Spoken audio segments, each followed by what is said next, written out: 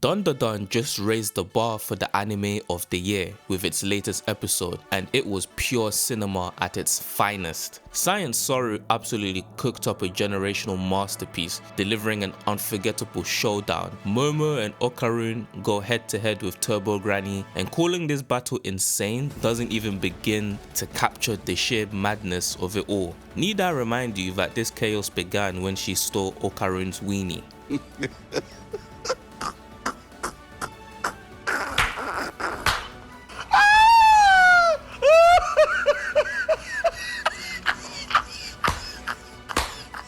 Let's dive into the madness. Momo and Okarun step into the tunnel, and episode 4 skyrocketed from 0 to 100 in an instant. Turbo Granny is waiting for them, and things get immediately intense as she launches an all-out attack. Just when it looks like they're about to become her next snack, Momo challenges her to a race, and Turbo Granny, being Turbo Granny, accepts. She gives them a head start, but in true Turbo Granny fashion, she snags Momo before they even have a chance. Okarun starts to panic, and in a moment of sheer desperation, he resorts to biting her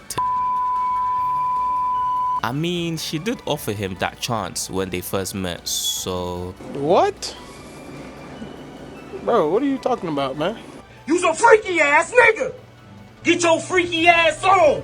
You know you freaky on my dead grandma, and you can see me about it. Don't come over here with this, that freaky ass, sick ass shit, your little freaky ass. Turbo Granny struggles to get him off, so she just possesses him instead. Momo uses her powers to restrict Turbo Granny's aura and contain her within Okarun. And it's amazing how Momo was able to get a hang of her powers in such a short time. I know that at this stage in the story, Momo and Okarun are pretty much equal in terms of power, but I wouldn't be surprised if later down the line she ends up being stronger than him. It was mentioned by Momo herself that when she awakened her powers for the first time, she felt invincible.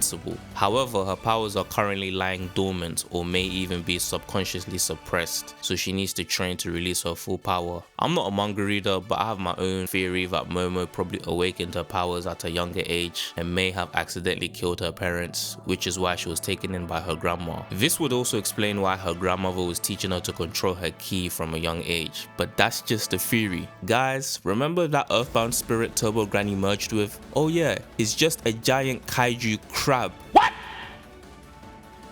What the fuck? And guess what? This monstrous crab starts chasing them all over the city. The chase scene was absolutely ridiculous from start to finish. The 3D animation of the crab was on point, and the first person POV shot of Momo and Okarun sprinting through the streets was just chef's kiss. They both lead the crab into a hot spring where Momo uses the water to slow it down, and that was a high IQ move by Momo because she wasn't only doing that to slow down the monster, but she was keeping the meat fresh for later. But things get even more crazier when Turbo Granny calls all of her spirit buddies to corner Momo and Okarun. This entire episode so far was already good, but what came next made it exceptional. The rendition of the William Tell Overture by Kensuke Ushio was absolutely fantastic, and it fit the scene perfectly. The anime has truly delivered a masterpiece with this episode. I don't know how it looked in the manga, but whoever directed this episode deserves huge props because the creativity behind this sequence left me completely speechless. You can say it, bro. Like, I mean, yo, fire! No, it's like, what are you saying, bro? Like, yo, this is peak. This is peak. There's nothing that can be done here that can be improved on. This is peak. Watching Momo use her psychic constructs to swing Okarun around like Spider-Man was thrilling.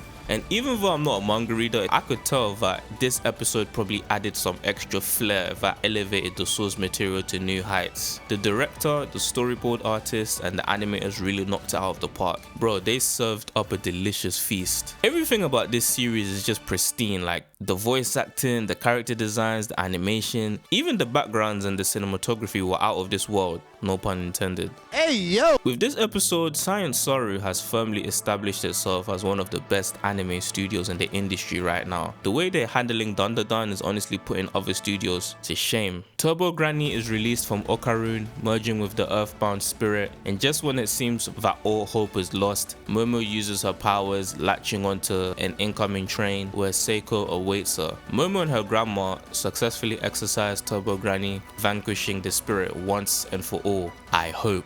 After the exorcism, the trio takes a moment to pay their respects to the spirits lost in the tunnel, and it's revealed that the monstrous crab was in fact composed of the spirits of young girls who tragically lost their lives there and who were unable to move on to the afterlife. Turbo Granny had consoled them in their suffering, and I did not expect Turbo Granny to have such a noble side to her.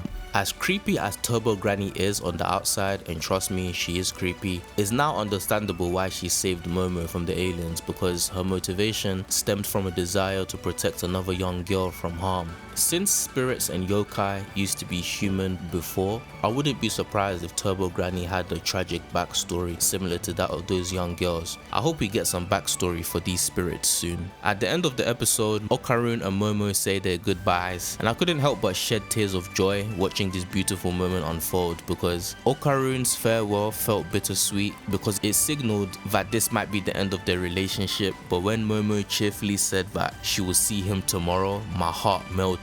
The romance in this series is truly the highlight of this anime, and the author has a remarkable gift for making the audience yearn for these two characters. The playful bickering and the light-hearted banter between them are so well written that it feels like they're an old married couple. It's honestly beautiful to see the bond grow, and it makes you root for them even more. Guys, this is the best episode of Dandadan. It's not only one of the best episodes of the entire year, but this is also by far the best episode of the current anime season. I've been hearing for months and months now from so many fans and Dandadan bros that this is going to be the anime of the year, and after watching this episode, I can see where you guys are coming from. For me personally, this episode has solidified Dandadan as one of my top 4 anime contenders of the year, because what Science Sorrow is doing with this series is just fucking incredible. The crazy thing is, this is only episode 4. We have 8 episodes left until the season ends, and I know it's only going to get better from here. I came into this series blind, and I'm enjoying every single episode. This is giving me the same feeling I had while watching Solo Leveling season 1, and at this rate, I might even start reading the manga once the first season is done. Thank you to everyone who took out the time to watch the video. Please like, comment and subscribe. And for all of the manga readers and anime watchers, let me know if this series is living up to your expectations or if it is surpassing them. Until next week, stay blessed.